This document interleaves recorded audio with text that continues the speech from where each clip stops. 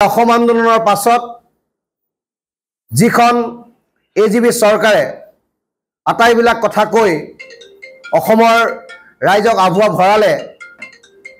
তাৰ পাছত যি কংগ্ৰেছ নেতৃত্বাধীন চৰকাৰ আহিল সেই চৰকাৰখনৰ 15 বছৰ শাসনৰ অধিষ্ঠিত হোৱাৰ পাছত অসমৰ থলগিৰি খিলঞ্জীয়া ৰাইজৰ অধিকাৰ কাৰণে তেখেতলোকে কাম নকৰিলে অসমৰ বিভিন্ন প্ৰান্তত থকা থলগিৰি খিলঞ্জীয়া ৰাইজৰ অধিকাৰৰ কাৰণে তেখেতলোকে কাম নকৰিলে ভূমি অধিকাৰ থলগিৰি খিলঞ্জীয়া ৰাইজৰ ওচৰৰ পৰা গুচি গ'ল অৰ্থনৈতিক অধিকাৰ ক্ৰমান্বয়ে থলগিৰি ৰাইজৰ ওচৰৰ পৰা নিশেষ হৈ গুচি গ'ল সাংস্কৃতিকভাৱে আমাক আক্ৰমণ কৰা হ'ল ভাষিকভাৱে আমাৰ সংখ্যা লঘিষ্ঠত পৰিণত কৰিবৰ কাৰণে বিভিন্ন কৌশল হাতত লোৱা হ'ল সেইকাৰণে অসমৰ বিভিন্ন প্ৰান্তত থকা খিলঞ্জীয়া থলগিৰি ৰাইজ শংকিত হৈ পৰিলে ভৱিষ্যত প্ৰজন্মৰ কাৰণে আৰু সেই কাৰণে বিজেপি নেতৃত্বাধীন এইখন চৰকাৰৰ আঁকোৱালি লৈছিলে আৰু তেখেতলোকে কোৱা কথাত ভুল গৈছিলে আৰু আমিও অসমৰ খিলঞ্জীয়া থলগিৰি ৰাইজৰ হৈ 6 জনগোষ্ঠীৰ যি সংখ্যক লোক আছো আমি ভাবিছিলোঁ যে এইখন চৰকাৰে আমাক জনজাতিকৰণৰ মৰ্যাদা প্ৰদান কৰিব থলগিৰি খিলঞ্জীয়া ৰাইজক ভূমি অধিকাৰ ৰাজনৈতিক অধিকাৰ অৰ্থনৈতিক অধিকাৰ সাংস্কৃতিক অধিকাৰ ভাষিক অধিকাৰ সকলোবিলাক প্ৰদান কৰিব আৰু অসমখন অসমীয়াৰ দবদপনীয়াৰ প্ৰভুত্ব চলাৰ কাৰণে তেখেতলোকে কাম কৰিব কিন্তু 5 বছৰ সৰ্বানন্দ সোণোৱালে অসমৰ মুখ্যমন্ত্ৰীৰ দায়িত্ব পালন কৰিলে জনজাতিকৰণৰ বিষয়টো অকণো আগ নবঢ়ালে কেৱল মাত্ৰ ভোটৰ ৰাজনীতিৰ মাজত আবদ্ধ থাকি কেৱল মাত্ৰ অসমীয়া থলগিৰি ৰাইজক প্ৰতাৰণাৰ প্ৰবঞ্চনা কৰি এই কথা বতৰাবিলাক তেখেতলোকে নকৰিলে আমাক কথা দিছিল যে অনাগত সময়ত আমি অসমৰ থলগিৰি খিলঞ্জীয়া ৰাইজৰ হকে কাম কৰিম অসমীয়া ৰাইজক প্ৰতিটো অধিকাৰ আমি প্ৰদান কৰিম আৰু 6 জনগোষ্ঠীৰ ৰাইজক জনজাতিকৰণৰ মৰ্যাদাৰে অসমৰ অসমীয়া প্ৰভুত্ব অখণ্ডতা অনাদি অনন্তকালৰ কাৰণে অসমত সাব্যস্ত কৰিবৰ কাৰণে আমি পৰিৱেশ ৰচনা কৰিম তাৰ ফলশ্ৰুতিত হিমন্ত বিশ্ব শৰ্মাৰ নেতৃত্বাধীন এখন চৰকাৰক আমি সহযোগ কৰিলোঁ তেখেতলোকক আমি বিশ্বাসত ল'লোঁ আস্থাত ল'লোঁ আৰু ভাবিলোঁ যে এজন কৰ্মদক্ষ মুখ্যমন্ত্ৰী যিজনে কথা যেনেকৈ কয় কামো তেনেকৈ কৰিব সেই বুলি ভাবি 6 জনগোষ্ঠীয় ৰাইজে আমি তেখেতক আঁকোৱালি ল'লোঁ মৰম দিলোঁ আৰু তেখেত অসমৰ মুখ্যমন্ত্ৰী আসনত অধিষ্ঠিত হ'ল কিন্তু অতি দুখৰ পৰিকল্পনাৰ বিষয় যে এইজন দক্ষ মুখ্যমন্ত্ৰী বুলি হততে স্বীকাৰ কৰা আৰু নিজকে প্ৰতিষ্ঠা লাভ কৰিবলৈ সক্ষম হোৱা মুখ্যমন্ত্ৰীজনে 6 জনগোষ্ঠীৰ জনজাতিকৰণৰ ক্ষেত্ৰত তেখেতলোকে পিঠি দিয়ে 6 জনগোষ্ঠীৰ জনজাতিকৰণ কৰি অসমৰ সাৰ্বভৌমত্ব অসমৰ অখণ্ডতা অসমৰ জনগোষ্ঠীয় লোকসকলক সংৰক্ষণৰ যি ব্যৱস্থা সেই ব্যৱস্থাৰ মাজৰ পৰা তেওঁ আঁতৰাই দিব বিচাৰে কিন্তু কথাত তেখেতে কয় যে 6 জনগোষ্ঠীৰ ৰাইজক জনজাতিকৰণ দিয়াটো এইখন চৰকাৰৰ প্ৰথম নীতি প্ৰথম কাম হ'ব আৰু অসমৰ ভূমি অসমৰ সংস্কৃতি অসমৰ ভাষা অসমৰ অৰ্থনৈতিক কাঠামো সেইবিলাক প্ৰতিটো ক্ষেত্ৰতে থলগিৰি খিলঞ্জীয়া ৰাইজক আগবঢ়াই নিয়া হ'ব কিন্তু কথা লোকসভাত যেতিয়া প্ৰশ্ন উত্তৰ কালত কেন্দ্ৰীয় জনজাতি পৰিক্ৰমা বিভাগৰ ৰাজ্যমন্ত্ৰী দুৰ্গাদাস শইকীয়াই ক'লে যে দুখনকৈ মন্ত্ৰী গোটৰ থকাৰ পাছতো আজি পৰ্যন্ত 6 জনগোষ্ঠীৰ প্ৰতিবেদন কেন্দ্ৰীয় চৰকাৰৰ ওচৰত তেখেতলোকে দাখিল নকৰিলে ইয়াৰ পৰা এটা কথা প্ৰতীয়মান হৈছে যে এইখন চৰকাৰ যদিও কয় যে খিলঞ্জীয়াৰ টান কটা এখন চৰকাৰ আমি স্পষ্টভাৱে জনাই দিব বিচাৰিছোঁ সদৌ তাহিম ছাত্ৰ সন্থাৰ মজিয়াৰ পৰা যে এইখন চৰকাৰ খিলঞ্জীয়া বিদ্বেষী এখন চৰকাৰ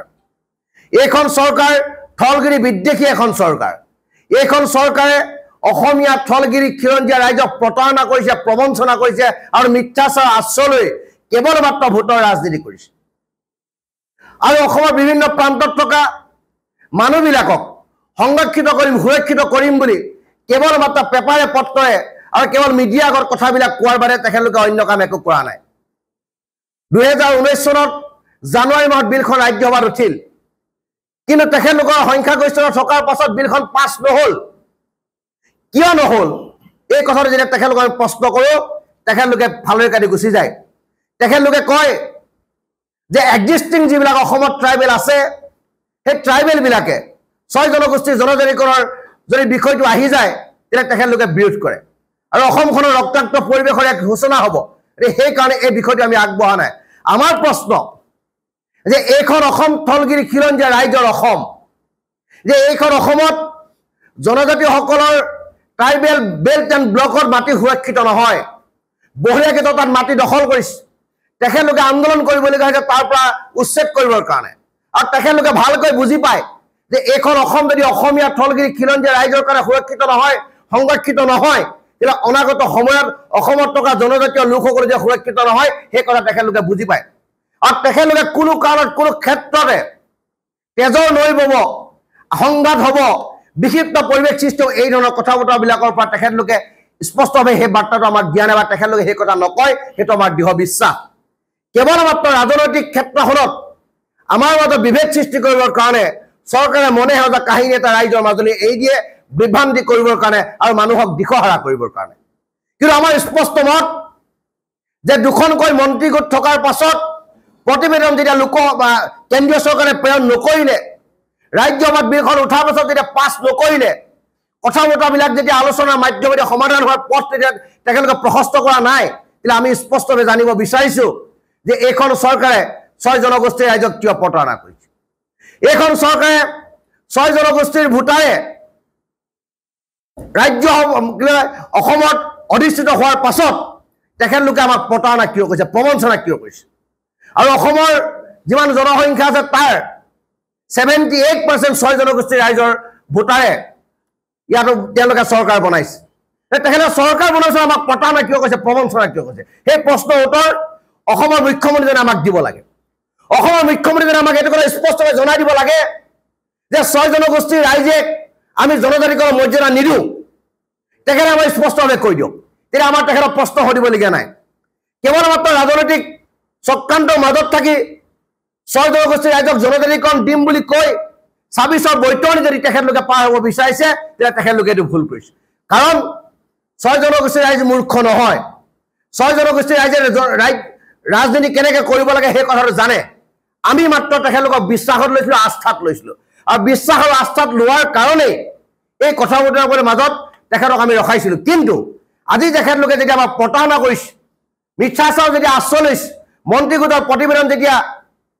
আমাৰ কেন্দ্ৰীয় চৰকাৰে পঠিওৱা নাই তাৰ পৰা এটা পৰিস্ফুট হৈছে যে চৰকাৰখনে আমাক এটা মাহিয়া দৃষ্টিভংগীৰে চাইছে মাহিয়া দৃষ্টিকোণেৰে চাই পেলানি কেৱল মাত্ৰ ভোট বেংকৰ স্বাৰ্থত আমাক ব্যৱহাৰ কৰিব বিচাৰিছে আমাৰ স্পষ্ট বাৰ্তা 26ৰ সমাগত ইলেকশ্যন 26ৰ সমাগত ইলেকশ্যনৰ আগত 6 জনগোষ্ঠীৰ ৰাইজক যদি কোনো এটা সুফল তেখেতলোকে নিদিয়ে 6 জনগোষ্ঠীৰ ৰাইজক যদি জীৱনৰ সম্পত্তি নিৰাপত্তাৰ কামবিলাক তেখেতলোকে নকৰে অসমখনক 6টা জনগোষ্ঠীক জনজাতিকৰণৰ মৰ্যাদাৰে অসমক যদি ট্ৰাইবেল ষ্টেট ঘোষণা নকৰে অসমত যদি ইনাৰ লাইন পাৰ্মিটৰ ব্যৱস্থা নকৰে তেতিয়াহ'লে অসম কেতিয়াও অসমীয়াৰ কাৰণে সুৰক্ষিত নহয় অসম যদি অসমীয়াৰ কাৰণে সুৰক্ষিত হ'ব লাগে তেতিয়াহ'লে সমষ্টি ডিলিমিটেশ্যনৰ জৰিয়তে নহ'ব কেৱল মাত্ৰ কেইটামান ঘৰ উচ্ছেদ কৰি এখিনি মানুহক এঠাইৰ পৰা আন ঠাইলৈ পঠিয়াই অসমৰ সমস্যা সমাধান নহয় অসমত জনগোষ্ঠীয় ৰাইজক জনজাতিকৰণৰ মৰ্যাদা প্ৰদান কৰি অসমত ইনাৰ লাইন পাৰ্মিটৰ ব্যৱস্থা কৰি আৰু 6 নং দফা আখৰে আখৰে পালন কৰি যেতিয়া তেখেতলোকে প্ৰকৃতাৰ্থতে কাৰ্যকৰীকৰণ কৰিব তেতিয়াহে অসমত অসমীয়া সুৰক্ষিত হ'ব থলগিৰি খিলঞ্জীয়া ৰাইজ সুৰক্ষিত হৈ থাকিব অনাগত সময়তো আমি বুকু ডাঠ কৰি এখন অসম আমাৰ অসম বুলি কোৱা পৰিৱেশটো থাকিব কিন্তু তাকে নকৰি কেৱল মাত্ৰ ৰাজনৈতিক ক্ষেত্ৰখনৰ মাজত থাকি বোকা চেপেৰে ৰাজনীতি কৰি কেৱল মাত্ৰ সাম্প্ৰদায়িক কথা বতৰাবিলাকৰ মাজত যদি এই কথা বতৰাবিলাক ৰাখে তেতিয়াহ'লে 6 জনগোষ্ঠীয় ৰাইজে কেতিয়াও তাৰ পৰা সুফল নাপাব অসম অসমীয়া হৈ নাথাকিব অসম থলগিৰি খিলঞ্জীয়া হৈ নাথাকিব আনে নালাগে অসম বিধানসভাখনত থলগিৰি খিলঞ্জীয়া ৰাইজৰ প্ৰতিনিধি দ্বাৰা গঠিত নোহোৱা এখন চৰকাৰ হ'ব গতিকে সেইকাৰণে আমি স্পষ্ট বাৰ্তা দিব বিচাৰিছোঁ যে 26ৰ ইলেকশ্যনৰ আগে আগে যদি আমাক জনজাতিকৰণৰ মৰ্যাদা প্ৰদান নকৰে তেতিয়াহ'লে 26ত এইখন চৰকাৰ আৰু এইটো দলে এটা উচিত শিক্ষা উজনি অসম নহয় নামনি অসম নহয় সমগ্ৰ অসমৰ থলগিৰি খিলঞ্জীয়া ৰাইজে দিব সেইটো সদৌ তাইহোম ছাত্ৰ সন্থা পৰা আমাৰ স্পষ্ট বাৰ্তা কিন্তু পৰৱৰ্তী সময়ত আলোচনা টেবুললৈ যায় বিষয়বিলাক আকৌ আগৰ চৰকাৰৰ দিনতো একেই 10 বছৰতো এই হুংকাৰৰ যেনেকৈ বিজেপি চৰকাৰ কংগ্ৰেছ চৰকাৰে চলিলে দল সংগঠনবিলাকেও হুংকাৰতে থকাৰ কাৰণে আচলতে আজি প্ৰতি চৰকাৰবিলাকে সুবিধা লয় এইবাৰো একে হ'ব নহয় এইবাৰ একে নহয় গণতান্ত্ৰিকভাৱে দল সংগঠনবিলাকে প্ৰতিবাদ কৰে আৰু গণতান্ত্ৰিক প্ৰতিবাদক গুৰুত্ব প্ৰদান কৰি চৰকাৰে আলোচনালৈ মাতে চৰকাৰে আলোচনালৈ মতাৰ পিছত যেতিয়া কয় যে বোলে এইবাৰ আপোনালোকৰ জনজাতিকৰণৰ মৰ্যাদা আপোনালোকে পাব আমি সকলোবিলাক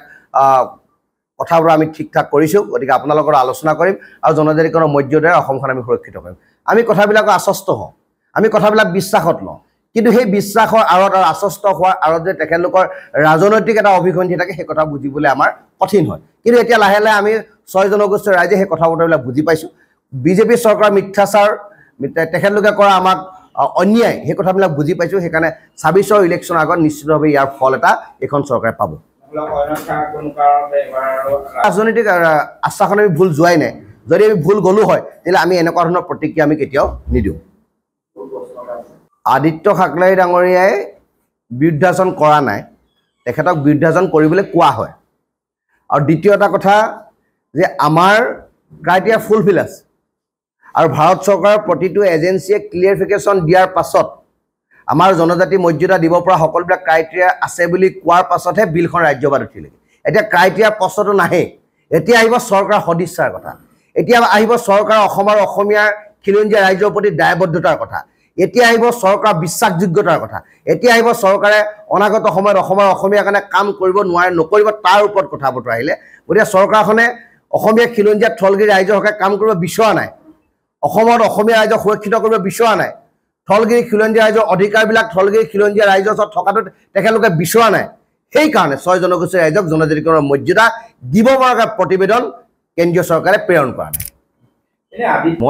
আমাৰ মতে মই এটা স্পষ্ট যে আদিত্য ঠাকৰে ডাঙৰীয়াক দুখ দি লাভ নাই আদিত্য ঠাকৰে ডাঙৰীয়া জনজাতিৰ সংগঠনবিলাকৰ তেখেত এজন লিডাৰ আৰু জনজাতিৰ মানুহখিনিয়ে 6 জনগোষ্ঠীৰ জনজাতিকৰণ দিলে আগতে এক্সিষ্টিং যিবিলাক ট্ৰাইবেল আছে তেখেতলোকৰ অধিকাৰ খৰ্ব হ'ব নেকি তেখেতলোকৰ মানে প্ৰশ্ন উদয় হোৱাটো স্বাভাৱিক মই হ'লেও কালি সেই কথাটোৱে ক'লোঁ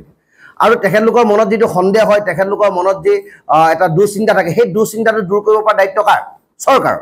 সেই দুশ্চিন্তা আঁতৰ কৰি চৰকাৰে এটা সমন্বয়ৰ মাজত কাৰ্যখিনি আগবঢ়াই নিয়াৰ দায়িত্বটো আমি যিখন চৰকাৰ পাতিছোঁ তেখেতলোকৰ অসমৰ মুখ্যমন্ত্ৰীজনৰ আৰু তেখেত যিহেতু অসমৰ অভিভাৱক প্ৰতিটো জাতিৰ জনগোষ্ঠীৰ তেখেত গাৰ্জেন গতিকে গাৰ্জেনৰ দায়িত্ব গতিকে তেখেতে সেই দায়িত্ব পালন কৰা নাই পালন নকৰাৰ কাৰণে এই ধৰণৰ কথা বতৰা হৈছে কিন্তু অতি শেহতীয়াকৈ অসম চৰকাৰে আমাক আদিত্য ঠাকৰে ডাঙৰীয়াৰ নেতৃত্বাধীন যিকেইটা দল সংগঠন আছে তেখেতলোকৰ আমাৰ আলোচনা কৰাইছে আমি টাই আহোম ছাত্ৰ সন্থা বা আহোম জনগোষ্ঠীৰ বিভিন্ন সংগঠনে তেখেতলোকৰ আলোচনা কৰিছোঁ আৰু তেখেতলোকৰ কথা বতৰাবিলাক পজিটিভ অসম আৰু অসমীয়া স্বাৰ্থত তেখেতলোকে কাম অসম 6 জনগোষ্ঠীৰ জনজাতিকৰণ হ'ব লাগে সেই কথা তেখেতলোকে কয় কিন্তু এটা কথা স্পষ্টভাৱে জনাই দিয়ে যাতে তেখেতলোকৰ এক্সিষ্টিং যিবিলাক ট্ৰাইবেল আছে তেখেতলোকৰ সা সুবিধা তেখেতলোকে ভোগ কৰা অধিকাৰত যাতে কোনো ধৰণৰ বাধা নাহে তাৰ কাৰণে পৰিৱেশটো ৰচনা কৰিবৰ কাৰণে চৰকাৰকো কৈছে আমাকো কৈছে আৰু সেইটো পজিটিভ কিন্তু এতিয়া তেখেতলোকৰ কথা বতৰাৰ ওপৰত সেই কথা নাই চলা এতিয়া চলিছে যে চৰকাৰৰ সদিচ্ছাৰ ওপৰত কথা আৰু চৰকাৰৰ সদিচ্ছা নাই সেইকাৰণে প্ৰতিবেদন প্ৰেৰণ কৰা নাই আমি সেইকাৰণে কথা বতৰাবিলাক কৈছোঁ